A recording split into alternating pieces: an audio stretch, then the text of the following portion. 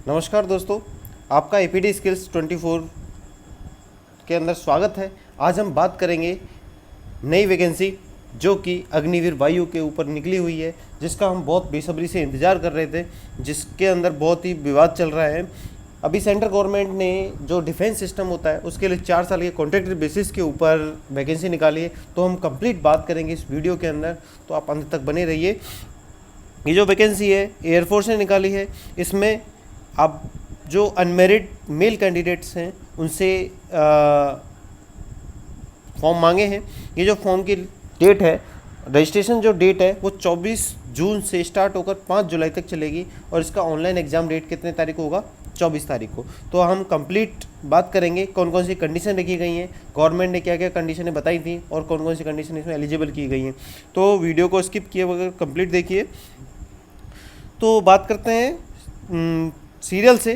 तो फर्स्ट जो पॉइंट्स है उसमें बताया गया है कि आप जो सबसे पहले एप्लीकेशन ऑनलाइन ये अप्लाई होंगी, और ये वेबसाइट दे रखी है जिसके ऊपर अप्लाई करनी होगी आपको।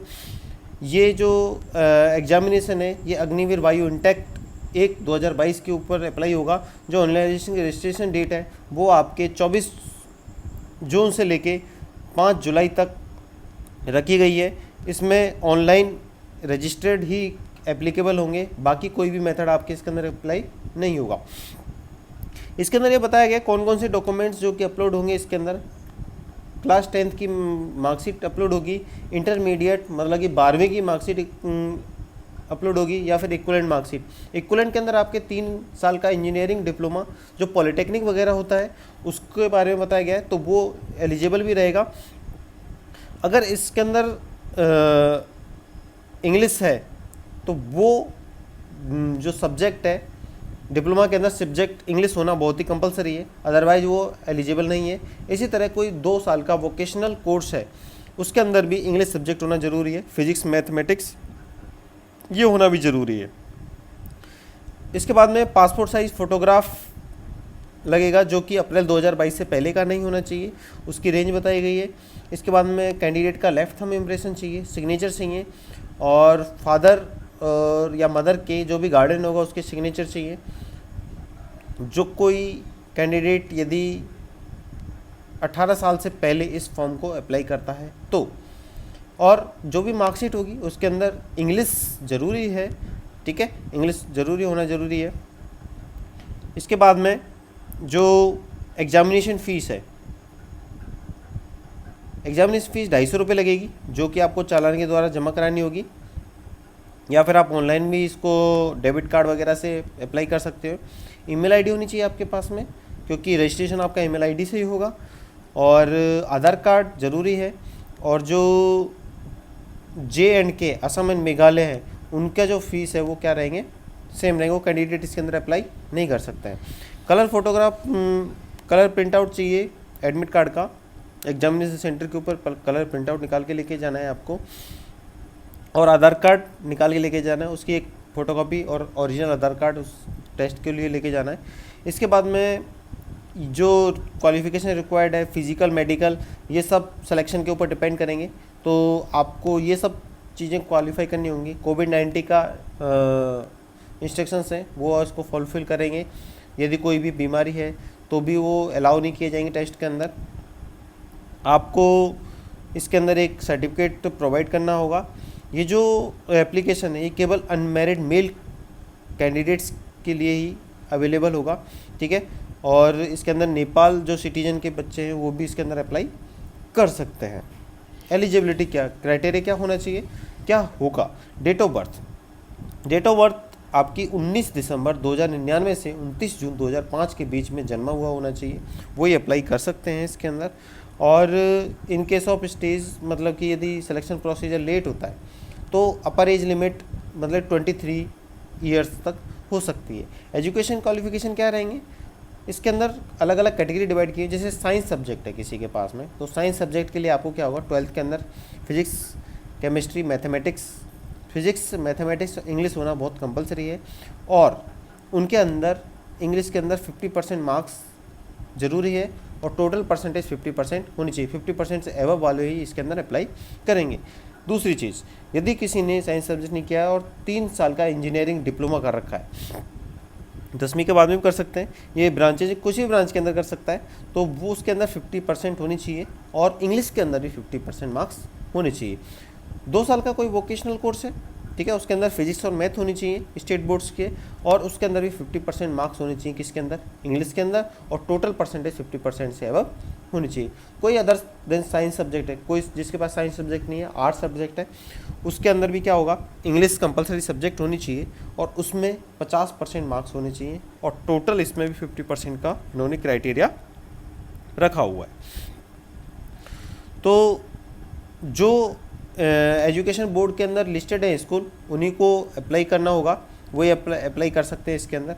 यदि किसी की परसेंटेज 49.99 है, ठीक है, तो ये कैंडिडेट एलिजिबल नहीं है, इसको 49 ही माना जाएगा, 50% इसको अराउंड नहीं किया जा सकता, तो केवल 50% या 50% से ज़्यादा ही होनी चाहिए। 49.99% वाला कैंडिडेट भी इसके अंदर एलिजिबल नहीं है। मेडिकल स्टैंडर्ड की बात कर लेते हैं।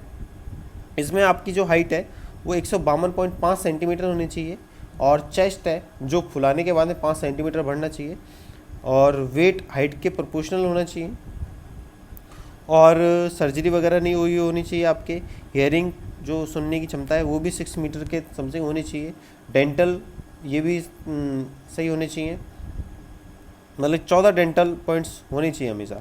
जनरल हेल्थ, जनरल आपको मतलब कि कोई लॉस ऑफ अपेंडेज या कोई प्रॉब्लम नहीं होनी चाहिए, तो मतलब कि आपका फिटनेस जो मेडिकल फिटनेस है वो आपका ओके होना चाहिए, तब इसके अंदर आप एलिजिबल हो। और बात कर लेते हैं इसके अंदर, कोई ड्रग्स वगैरह या फिर कोई साइकेट्रिक प्रॉब्लम नहीं होनी चाहिए उसके अंदर। बॉडी टैटू, मतलब कि आपके बॉडी पर कोई भी टैटू नहीं होना चाहिए।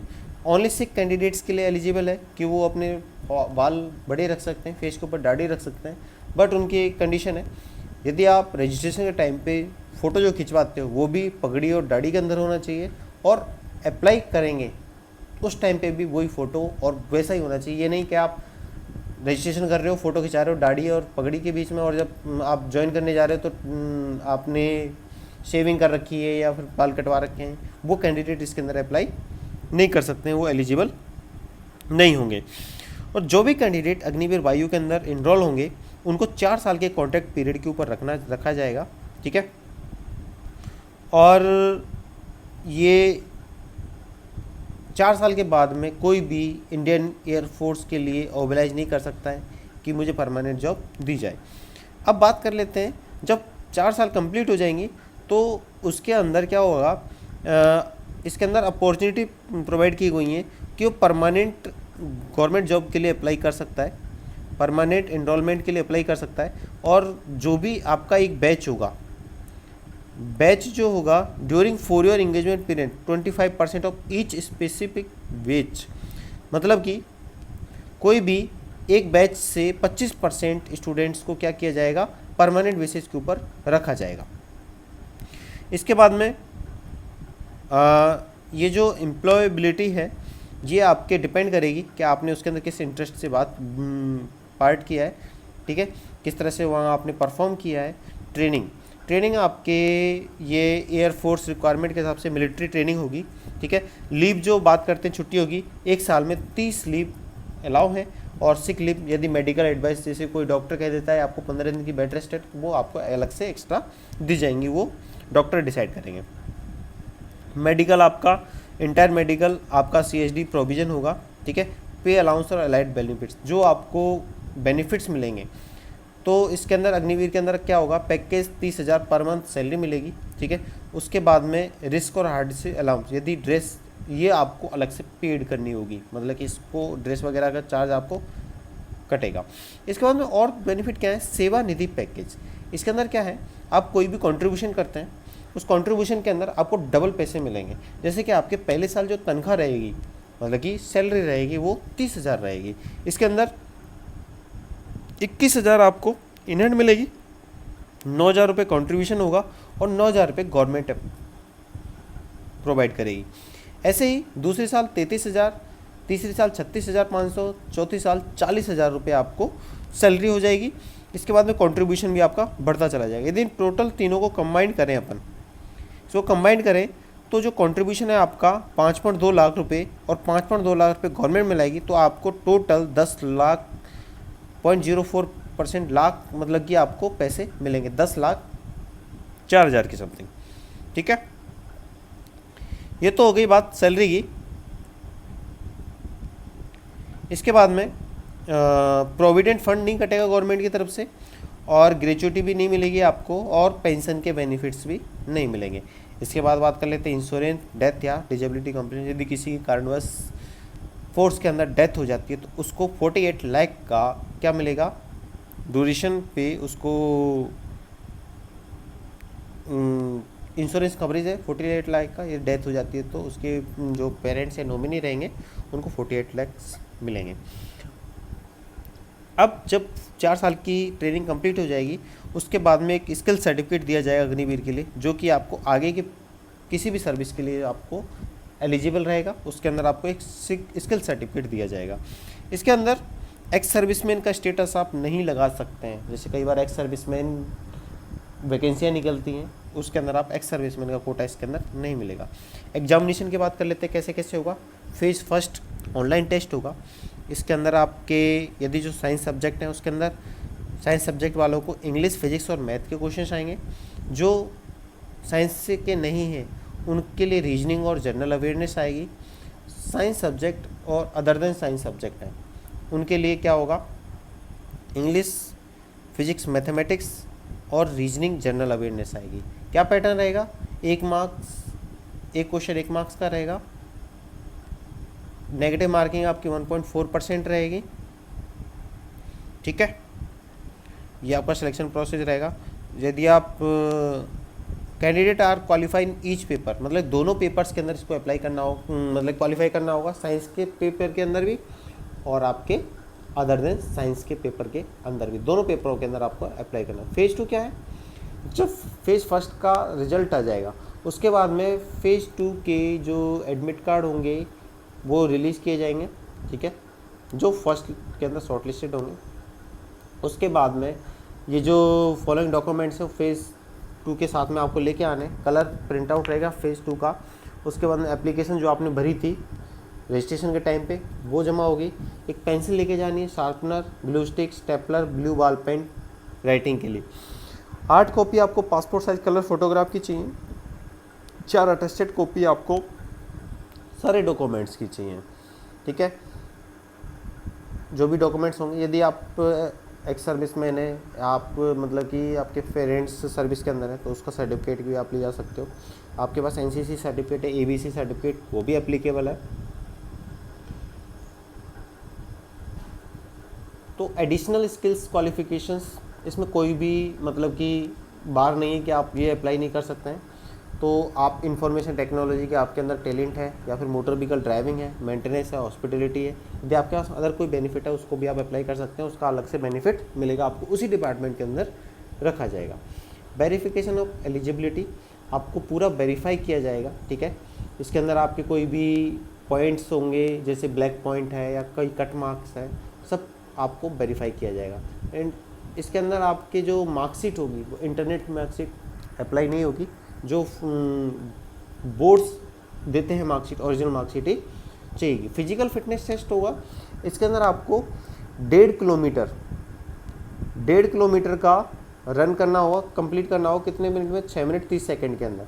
10 पुशअप, 10 सिटअप और 20 स्क्वाट्स लगाने होंगे आपको फिजिकल फिटनेस के अंदर। इसमें आपको आपके स्पोर्ट्स शूज़ और ट्रैक पैंट वगैरह साथ में लेके आने जब टेस्ट होगा आपका। इसके बाद में जब फिजिकल फिटनेस टेस्ट सब कुछ हो जाएगा, ये सब आपके ऑन रिस्क के ऊपर ऑन पेड करना पड़ेगा आपको। यदि आप 8 ईयर से पहले हैं तो आपको क्या हो, पेरेंट्स की परमिशन लेनी पड़ेगी फॉर्म भरते टाइम पे। एडेप्टेबिलिटी टेस्ट के अंदर क्या होगा, जो कैंडिडेट्स फिजिकल टेस्ट पास कर लेंगे, ठीक है, उसके बाद में इनका जो मतलब कि दोनों ही आपको क्या होगा, जो टेस्ट फिजिकल टेस्ट रहेगा और जो फेज फर्स्ट का जो रिजल्ट रहेगा उसके ऊपर आपको दिया जाएगा कि आपको कहाँ पे डिप्लॉय मतलब कि कहाँ पे लगाया जाएगा, वो आपके जियोग्राफी के टर्म्स और कोई भी रीजन हो सकता है, ठीक है, उस चीज़ के ऊपर डिपेंड करेगा टेस्ट के अंदर कैसे मार्क्स हैं उसके ऊपर, और दूसरा आपके जियोग्राफिकल कंडीशन के अंदर।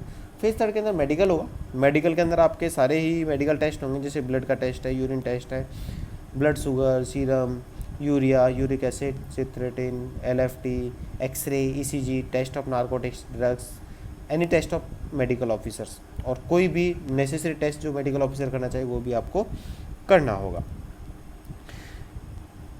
यदि कोई भी कैंडिडेट मेडिकली अनफिट हो जाता है तो वो मेडिकल बोर्ड के अंदर अपील कर सकता है और उसको 40 रुपये का गवर्नमेंट ट्रेजरी RBI के अंदर या SBI through military receive officer के अंदर जमा कराना होगा। और ये जो 3 working days of medical examination unfitness certificate आपको प्रोवाइड करना होगा कब, 3 वर्किंग डेज के अंदर, यदि आपको मेडिकल अनफिट कर दिया जाता है। तो ये तो रही अपने कंप्लीट इंफॉर्मेशन जिसके अंदर आप अप्लाई कर सकते हैं। इसके अंदर कुछ इंपॉर्टेंस टर्म दी गई हैं, जैसे कि आपको अप्लाई कब से कब करना है, इनरोलमेंट लिस्ट कब आएगी, कैंडिडेट जब finally called for enrolment Agniveer intake publish on 11 दिसंबर 2022, 11 दिसंबर 2022 को पहली लिस्ट आएगी। इसके बाद उसको ज्वाइन करने के लिए तो इसमें कुछ इन्होंने सजेशंस दिए हुए हैं। ये जो syllabus, model question paper, provisional select list, enrolment सब इस वेबसाइट के ऊपर मिलेंगे, अग्निपथ IU के ऊपर। और किसी वेबसाइट के ऊपर आप नहीं जाएं क्योंकि वहाँ फेक नॉलेज हो सकती है आपको।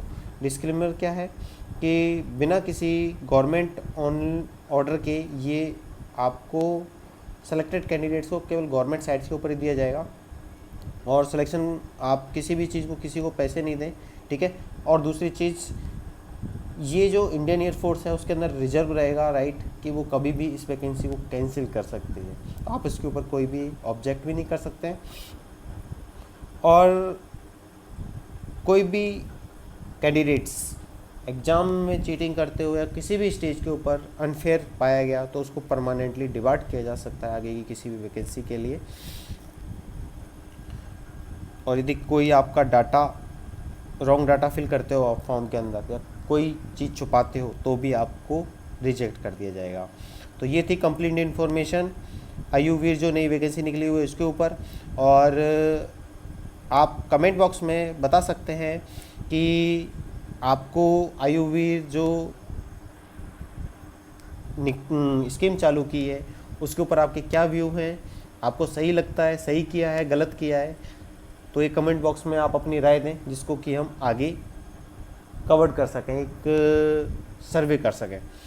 तो thank you so much. Channel को देखते रहिए और आपका प्यार ऐसे बना रहे, इसके लिए बहुत बहुत धन्यवाद।